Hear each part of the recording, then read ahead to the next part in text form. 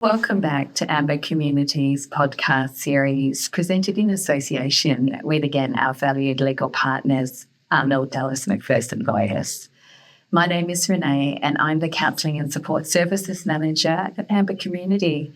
And today we are joined by Sarah of Arnold Dallas McPherson. Hello, Sarah. It's lovely to see you again. How are you? Yes, well, thanks, Renee. Thanks for having me. Pleasure. The focus of today's podcast is psychological trauma and how TAC claims for psychological trauma can be made. Sarah, we often hear from people affected by road trauma that there is a common misconception that TAC claims are only for those with physical injuries. Yeah. I think our listeners, as well as I, would really love to hear more about claims for psychological trauma. For instance, if someone witnessed a serious or fatal incident and has been struggling emotionally since, what options, if any, might be available to them? Yeah, look, Renee, I think this is a really important topic, particularly for the people in your community. What I would say you've described there is what us as lawyers might describe as a nervous shock claim.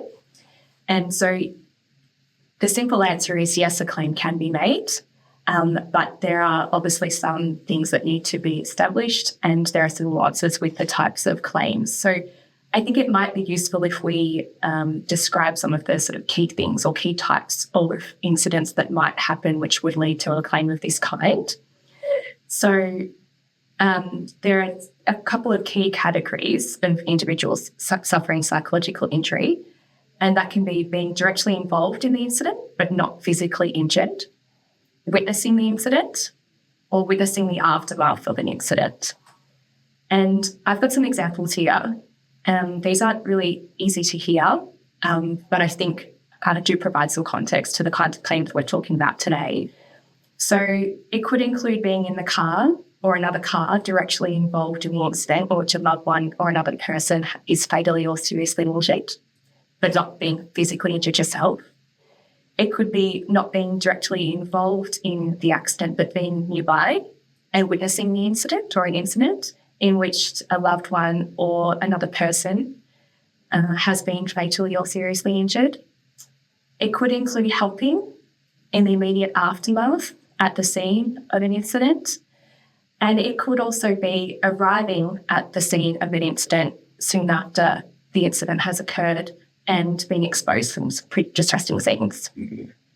Yeah, thank you, Sarah. And that certainly fits in the lines very much with the people that we see and support at Amber.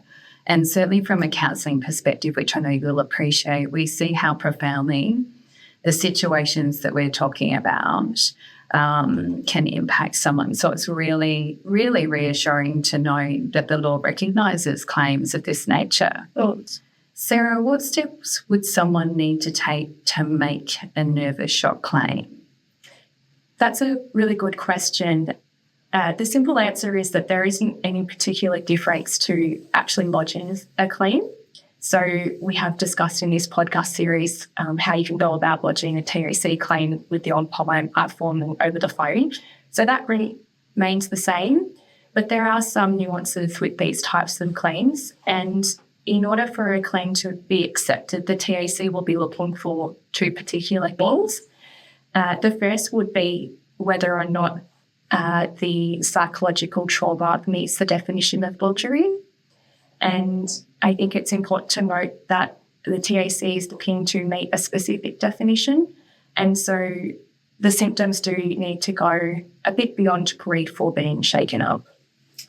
Can I just stop you there for a second, because I think this would be really helpful for our listeners. Could you expand a little bit more on that? Because sometimes that can be a bit of a grey area. Yes, of course. I think probably the best way to describe it is that symptoms that are ongoing, that are a bit beyond what we might consider the normal grieving process or processing shock. And generally, there'll be a health professional involved for a period of time, a number of weeks, sometimes months. And that health professional will have been working with the individual long enough to be comfortable to make a formal psychological diagnosis. So some of the common diagnoses we see would be things such as post-traumatic stress disorder or a formal diagnosis of anxiety, depression, and things of that nature. But if you've been in discussions with a health professional for some time and that has come up, then they're likely to write a report that will assist you in getting a TAC claim moving. Okay, thank you very much, Sarah. And I imagine it would be, recommended, or maybe you would suggest maybe even seeking some legal advice in that instance when you're trying to clarify Yes, absolutely. Situations. Yeah. Yeah.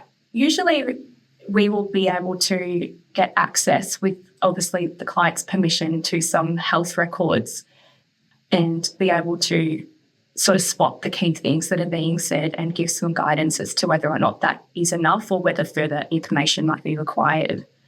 And the other thing that the TAC will be looking for when they're looking at assessing whether a claim could be accepted is whether the psychological injury itself is directly related to what happened in the incident. And so sometimes there can be some factual issues around that, and we can provide some guidance as well in that regard. Sure, thank you. That's really helpful. So for someone dealing with the kind of emotional distress and overwhelm that we've been talking about, sometimes seeking legal advice and reaching out to a legal firm, could be easier said than done, but it's really good to hear that you guys really understand that and understand the nuances to be able to help guide people. Yes, we do try very hard to just be listening ears and guiding voices in these types of matters, and we always take things at the client's pace. So if you come and ask a few questions but not quite ready to push go, that's okay. Come back when you're ready. Great. Thanks, Sarah. I really appreciate you saying that. Are there any significant differences that you might like to highlight in the entitlements available for someone making a nervous shock claim compared to a physical injury claim? I think that's a really great question. The answer really is once a TAC claim is accepted, then the entitlements that should flow will really look the same. But there, as we've sort of highlighted throughout this discussion, there are some nuances in getting the claim started, and there are often some factual arguments that arise that are a little bit different to cases which involve physical injuries. Each case turns on its own facts and circumstances, and so I think getting legal guidance, if you've got any walls that come up with the TAC, is really important. We'll have some answers for you pretty quickly as to whether we think you should pursue walls or not. Great. Thank you again, Sarah. And yeah, it does sound like reaching out for legal advice if someone's feeling quite comfortable, especially after listening to yourselves, that would be a good idea. And I think the information that you're providing today will really be valuable for our listeners.